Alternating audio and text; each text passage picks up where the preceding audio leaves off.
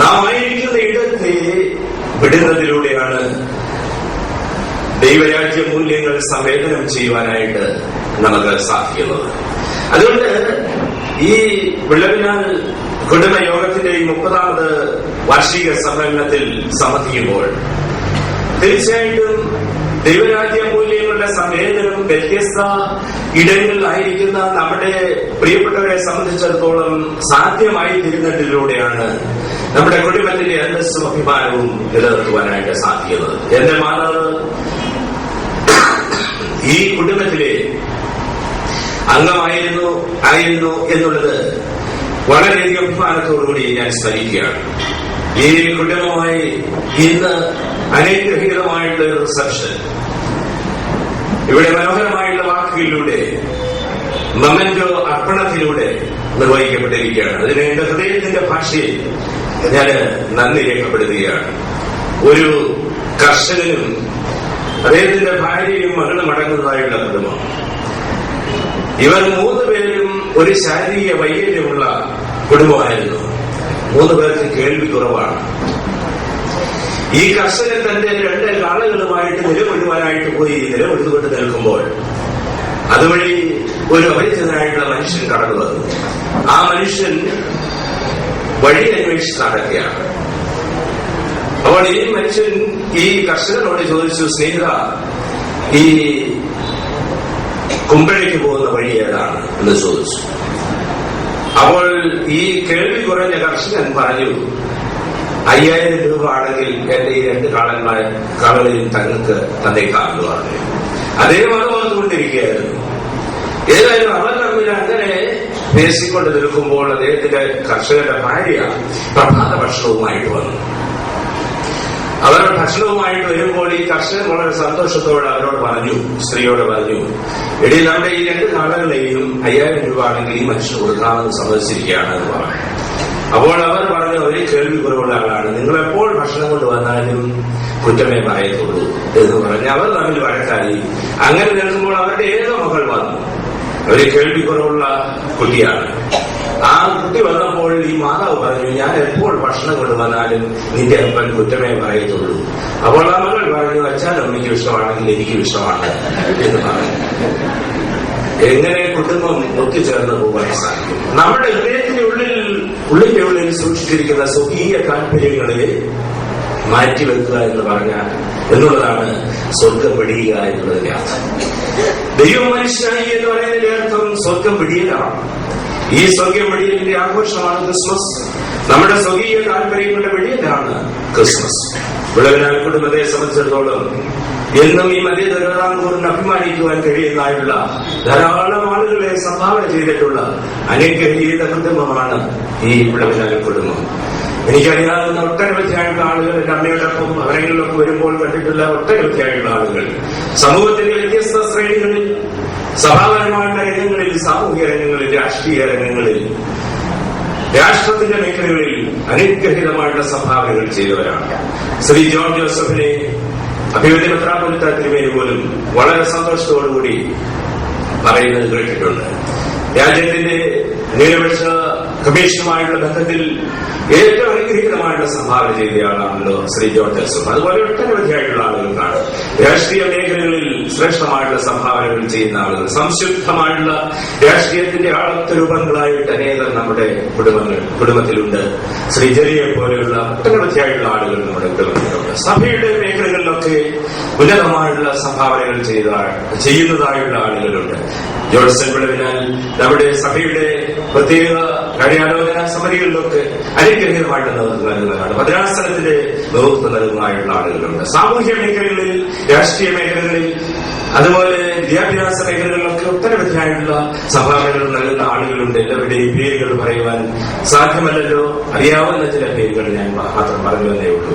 ഇങ്ങനെ ദൈവരാജ്യ മൂല്യങ്ങളുടെ സംവേദനം നമ്മുടെ കുടുംബാംഗങ്ങളുടെ വ്യത്യസ്ത ഇടങ്ങളിലെ ശുശ്രൂഷകളിലൂടെയും സാന്നിധ്യത്തിലൂടെയും സാധ്യമായി തീരുവാൻ നമ്മുടെ ഇന്നത്തെ കൂടിവരവും ഈ കുടിവരവിലുള്ള ആലോചനകളിലൂടെ ഇവിടെ ലഭിക്കുന്ന എല്ലാ സന്ദേശങ്ങളിലൂടെ ഒക്കെ നമുക്ക് മുഖാന്തരമായി തീരട്ടെ എന്ന് പ്രാർത്ഥിക്കുകയും ആശംസിക്കുകയും ചെയ്തുകൊണ്ട് ഈ അവസരം തന്നതിന് ഈ കുടുംബയോഗത്തിന്റെ ചുമതലക്കാരായിട്ടുള്ള എല്ലാ പ്രിയപ്പെട്ടവരോടും ഈ കുടുംബാംഗങ്ങളോടും നന്ദി രേഖപ്പെടുത്തിക്കൊണ്ട് ഞാൻ എന്റെ വാക്കുകൾ നിർത്തുകയും ഈ 30ാമത് കുടവനാട് കുടുംബയോഗ വാർഷിക സമ്മേളനം ഉദ്ഘാടനം ചെയ്തതായിട്ട് പ്രഖ്യാപിക്കുകയും ചെയ്തു. എഴുന്നള്ളുകയാണ്. എല്ലാവരും എഴുന്നേറ്റ് നിന്ന് തിരുമനസിനെ യാത്രയാക്കണമെന്ന് അറിയിക്കുന്നു. ായിട്ട് ദൈവം നമുക്ക് ആയുസ്സും ആരോഗ്യവും നൽകി ഓർത്ത് നമുക്ക് ദൈവത്തെ സ്തോത്രം ചെയ്യാം. എന്നാൽ അതോടൊപ്പം തന്നെ അതിന് സാധിക്കാതെ കഴിഞ്ഞ 29ാമത് വാർഷിക സമ്മേളനത്തിന് ശേഷം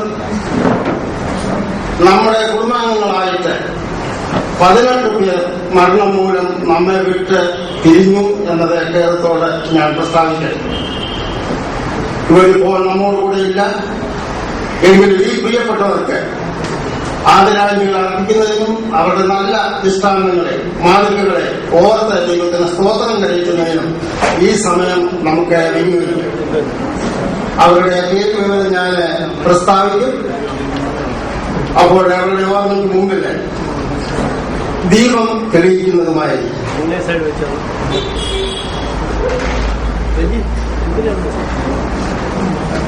ഞാൻ പേരുകൾ സ്ഥാപിക്കട്ടെ. പുന്നമംഗല ശാലയിൽ കിഴക്കുപുറം പുന്നമംഗലത്ത് ഗീത ഡാനിയന്റെ ഭാര്യ അന്നമ്മ ഡാനിയൽ ഫെബ്രുവരി മാസം 4-ാം തീയതി നിര്യാതയായി അട്ടച്ചാക്കൽ ഓർത്തഡോക്സ് പള്ളി സെമിത്തേരിയിൽ സംസ്കരിച്ചു. പഴയതിന്റെ 72 വയസ്സായി. തെക്കേട് ശാലയിൽ കുമ്മോൺ വെള്ളക്കാട് തോമസ് ലാസർ ഫെബ്രുവരി 16 നിര്യാതനായി കുമ്മോൺ സെന്റ് മേരീസ് സെമിത്തേരിയിൽ സംസ്കരിച്ചു. പഴയതിന് 60 വയസ്സായി. സാറാമ വർഗീസ് ഒഴുമണ്ണിൽ ശാലയിൽ കുമ്പഴ ഒഴുമണ്ണിൽ പാസ്റ്റർ OC വർഗീസിന്റെ ഭാര്യ സാറാമ വർഗീസ് മാർച്ച് 5-ന് നിര്യാതയായി പത്തനംതിട്ട ടൗൺ ദൈവസഭ സെമിത്തേരിയിൽ സംസ്കരിച്ചു. 78 വയസ്സായിരുന്നു.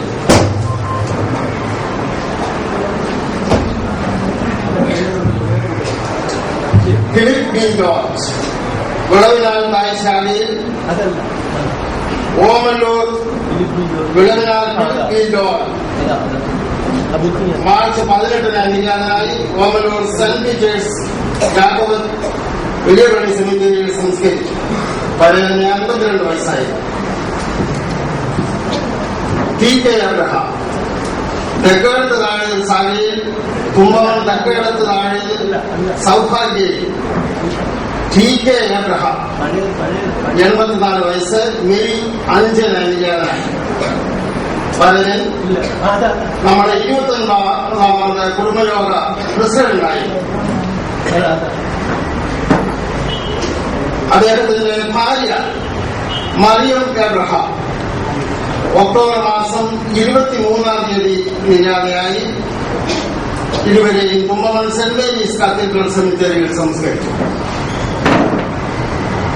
മറിയാം എബ്രഹാം മണ്ണൂർ ശാലയിൽ കുരിയിൽ ഉപശാലയിൽ മലശ്ശേരി പ്ലാവള കിടക്കയിൽ നിന്ന് കൊച്ചി കടവന്തര ഗ്രേസ് ജില്ലയിൽ താമസിക്കുന്ന PM എബ്രഹാമിന്റെ ഭാര്യ മറിയാം എബ്രഹാം ജൂൺ 15-ന് നിര്യാതയായി.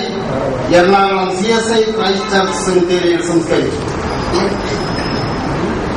മണ്ണൂർ ശാലയിൽ അരിയുള്ളേത്ത് ഉപശാലയിൽ കുമ്പമൺ ഏറം കയ്യാലയത്ത് KK ഇടുക്ക ജൂൺ 19-ന് നിര്യാതനായി. ഓമല്ലൂർ സെന്റ് സ്റ്റീഫൻ CSI പള്ളി സെമിത്തേരിയിൽ സംസ്കരിച്ചു. പഴയതിന് 76 വയസ്സായിരുന്നു. മറിയാമ്മ ഈശോ വരികുളത്ത് വടങ്ങിയ ശാലയിൽ മരുതത്ത് ഉപശാല